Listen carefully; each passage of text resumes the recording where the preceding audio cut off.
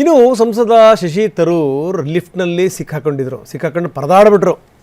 ಕೇರಳದ ತಿರುವನಂತಪುರಂನ ಖಾಸಗಿ ಹೋಟೆಲ್ನಲ್ಲಿ ನಡೆದಂಥ ಘಟನೆ ಇದು.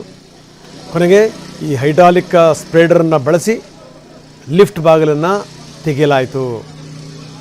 ಇದಕ್ಕೋಸ್ಕರ ಅಗ್ನಿಶಾಮಕ ದಳದ ಸಿಬ್ಬಂದಿ ತುಂಬ ಪ್ರಯತ್ನ ಪಟ್ಟರು.